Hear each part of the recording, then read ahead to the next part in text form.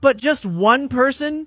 Too fast, too boring. At least, that's what the Mughal Emperor Jahangir thought. We need more. He ordered large groups of criminals to be crushed purely for his amusement. I don't really think that's fun. Second, tearing with tusks. The elephant lifts the victim, slams them down, or rips them into pieces. And if, by some miracle, the victim is still alive, do it again. Third, extended torture. We have a recorded story of such a torture and execution in Baroda in 1814. The victim was a slave who 2 days earlier had killed his master, the brother of a local chieftain named Amir Sahib.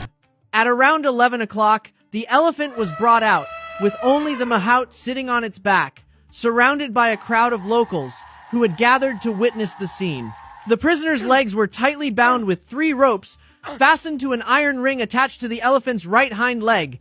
With every heavy step, the elephant dragged the man forward, and after every 8 to 10 steps, one of his limbs would be dislocated or shattered. After the elephant had covered a distance of about 500 yards, the man's entire body was mangled, his bones broken and scattered, yet he was still alive, covered in mud, and in unbearable agony.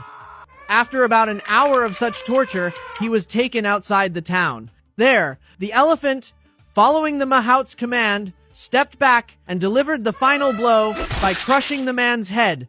Execution by elephant truly disappeared only in the latter half of the 19th century. In the legal system of ancient Rome, there was one crime considered more atrocious than any other: parricidium, the act of killing one's parents or close blood relatives.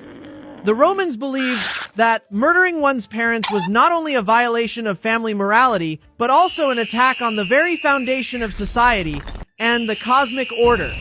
For this reason, the offender was deemed unworthy of dying by any ordinary means. Instead, they were sentenced to poena collae, which in Latin means penalty of the sack. This punishment may have varied in frequency and in its specific form throughout Roman history, but overall, it remained largely consistent. Now here we have a young Roman man. He has been caught for killing his own father. And when you ask why he did it, nah!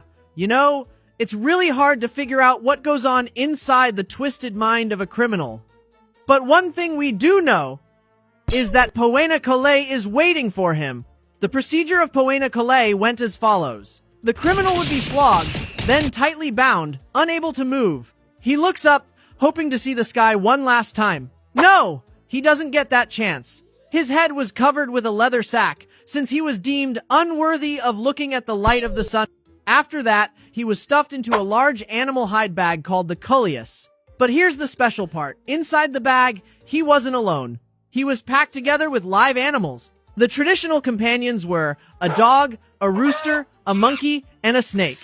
In some periods, the number and type of animals varied, but the symbolic meaning was always the same. An unnatural crime deserved a chaotic and unnatural death. Once inside, the bag was sewn shut and thrown into a river or the sea.